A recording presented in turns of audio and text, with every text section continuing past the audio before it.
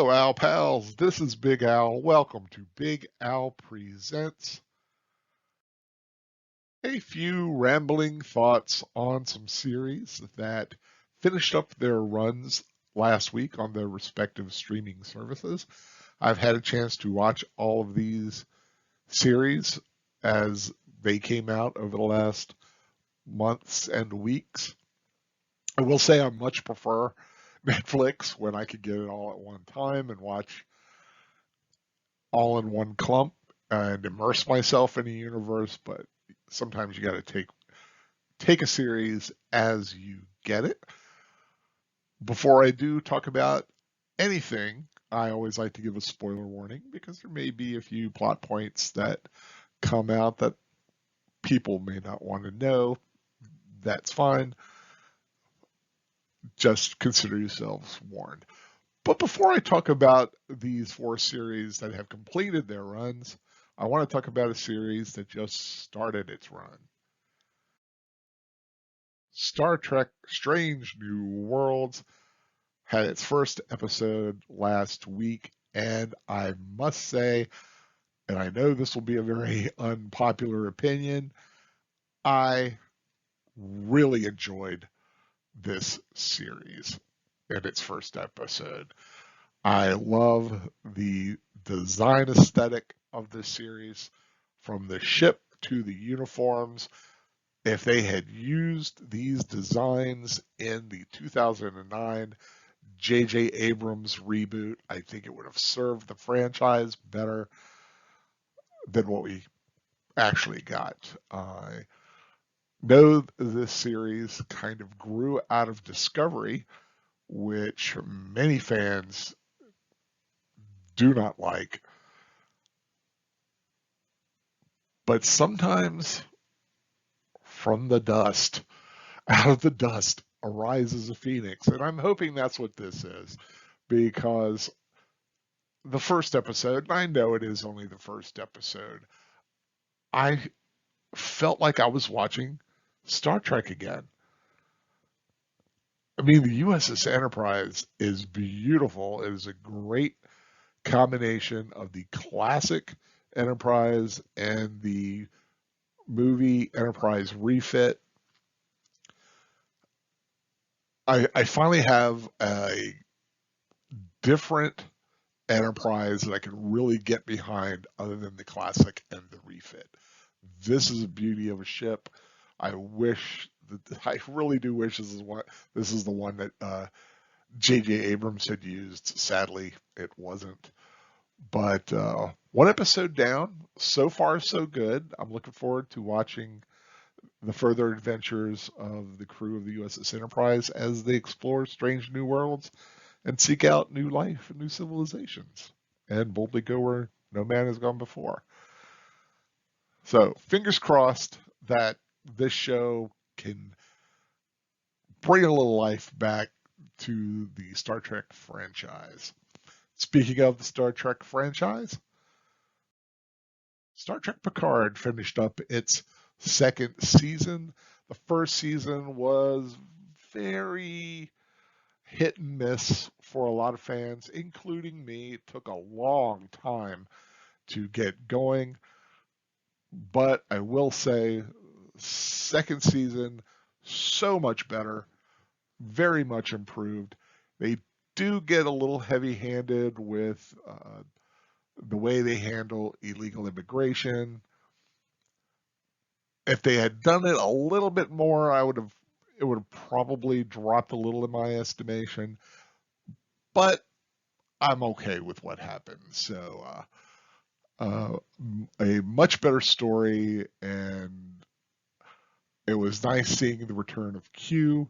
We got to see the Borg again. We got to see a greater array of starships rather than just the one type that was in the end of the first season. We got to see a whole different fleet of ships, which were very nice.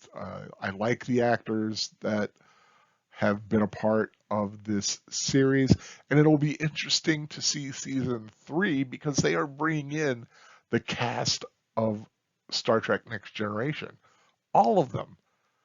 So I don't know what they're doing, but it'll be. I'm interested to see where they'll take it. So ultimately, Star Trek Picard season two, good, not great, um, but enjoyable. I think the fans that have stuck with it will have some good things to say about it. On to Marvel Studios' Moon Knight that was on Disney Plus. It finished up its run. I really enjoyed this series overall. I think the last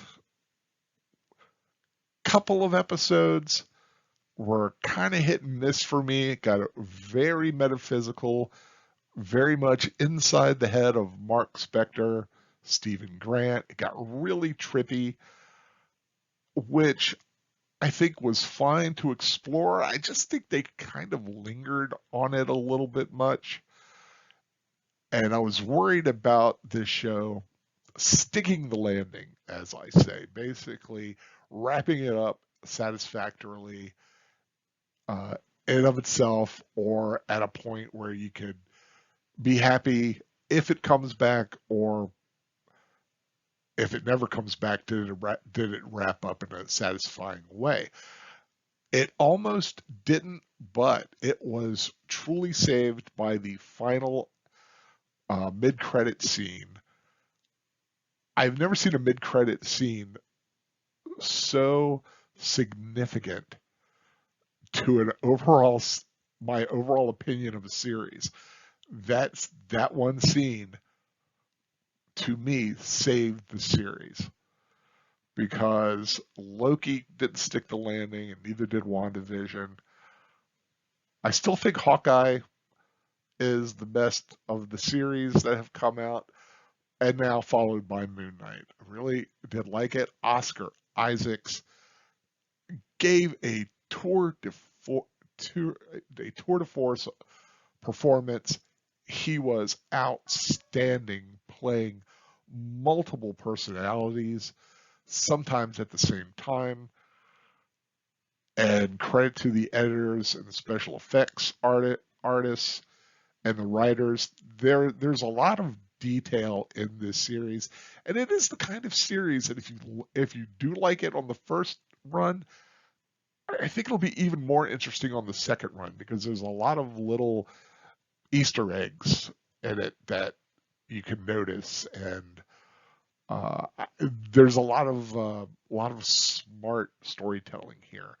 Like I said, just got a little weird in the last couple of episodes, but it found itself, and so I can definitely recommend it for those people who have an interest in it. Outer Range, this one came out several weeks ago and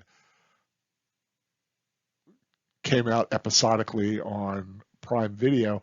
However, I watched it all in one weekend because I hadn't been following it as it was being released. So I watched it after the final episode came out. So I did have the immersive experience with this series. And I called Moon Knight a little trippy. This show is really out there. But Josh Brolin and the cast, which just gave fantastic performances. I think the story is very slow. It's beautiful visually. There's some great uh, elements that are continually introduced. I don't know if I could compare it to Twin Peaks because I didn't really watch Twin Peaks, but it kind of has that very bizarre quality to it. There's a lot of symbolism going on. You kind of have to pay attention to a lot of things. Uh, it's I think it's 8 episodes long. I really think they could have done it in less than that, maybe like 5 or 6. I think there was a lot of stuff they could have trimmed out or kind of tightened up, but fantastic performances from the cast, uh, very interesting visuals, lots of little details to watch, and some very intriguing twists. I did overall enjoy it, but like I said, it does kind of plod along, and it is very metaphysical uh, kind of a story. So if you like that, I think you'll enjoy Outer Range. I hope it comes back because they left a lot of things up in the air. So I really hope they have a season 2. A little change of pace from the sci-fi strangeness. We get a little bit of Julia Child. HBO Max did a series called Julia, which focuses on the time that Julia Child came out with her first cookbook, and it led her into creating the series The French Chef.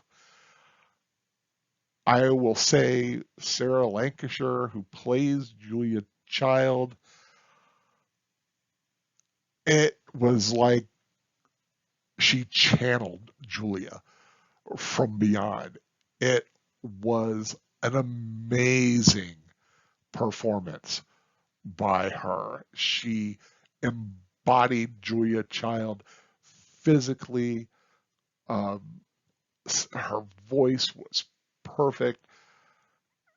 Just an excellent series. If you love cooking, if you love Julia Child, you have to watch this show. Like I said, and beyond the actress playing Julia, you have David Hyde Pierce, who plays her husband.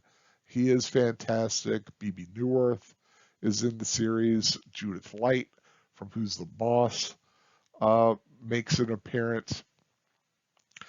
Just a great show for, like I said, I'm throwing this in there because I did watch it and I thoroughly enjoy it.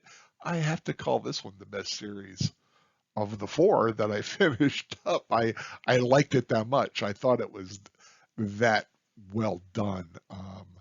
But like I said, if you don't like Julia Child, I can't really recommend it.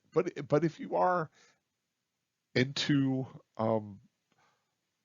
her and her life story, definitely something to watch. Well, folks, that is it. I just wanted to give a quick little overview of those series. I hope you enjoyed it. If you haven't subscribed to my channel, Big Al Presents, what's keeping you? Come on, hit that subscribe button. I would thoroughly love to consider you an official Al Pal. Of course, more reviews, rewatches, and rambles in the weeks and months to come. If you like this video, please give it a thumbs up. Share it with people who may be looking for something to watch and want to know what I thought. Whatever you are watching out there, be it one of these series or something else, please, I hope you enjoy it. I really do. That's why we watch these shows, is so you can enjoy it. And don't let anybody tell you that what you're watching is not worth watching. If you're enjoying it, keep watching it. Because if you like it, that's all that matters. I hope everyone has a wonderful day, a wonderful week, a wonderful month. Until next time, take care.